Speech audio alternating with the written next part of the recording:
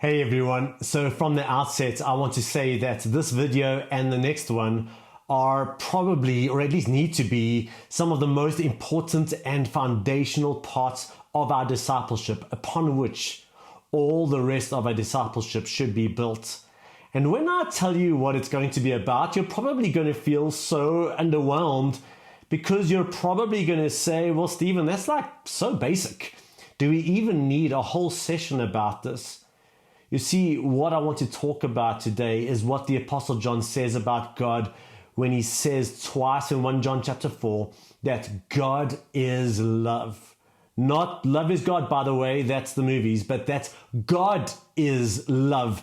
He is defined by love. Now, that sounds like something we've all heard since children, right? Or it's the kind of thing we tell children, right?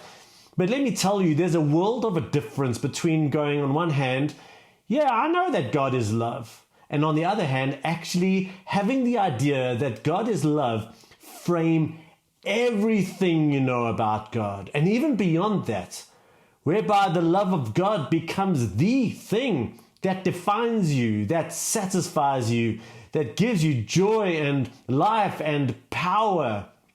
Now, this is the reality that so many Christians have struggled to enter and live. And as a result, many, if not most of us, are singing of God's love every week, but we're still finding our identity in our work, our hobbies, our exploits, our guilty or even our sinful pleasures, what people think about us. We're looking for affirmation from our kids or our spouses or our colleagues or people we don't even know online. We're still trying to satisfy a deep need and an itch deep inside of us, designed to be satisfied by God's love, but we're compulsively finding short-term satisfaction in our addictions. And by the way, when I say addiction, don't just think the druggie or the alcoholic.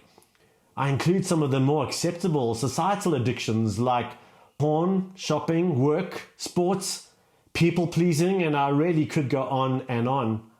I hope you're seeing that what I'm describing is that though we believe in one sense that God is love, rightly so, in another more real sense, all the evidence in our lives is trying to help us see how we're not actually, to quote Ephesians 3:17, we're not actually living as if we are rooted and established in love.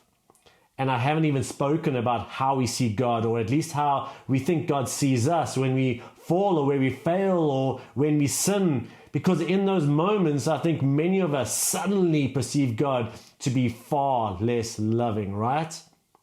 Now, this journey we're on is not just about learning a few basic things about Christianity, like today, learning that God is love. Rather, we're learning how to be learners, apprentices, disciples, how to actually live in this life that God wants for us, which means we have to learn how to lean into His love, and how to increasingly have our hearts and minds transformed by this idea, which at first seems so obvious and simple.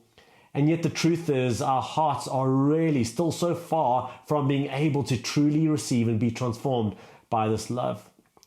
I mean, thinking ahead, how else are we to trust God with our sin and our futures and our decisions and some of the hard things He may have to say to us and some of the ways He may want to challenge us, unless we are firstly convinced of His love for us and that He is for us.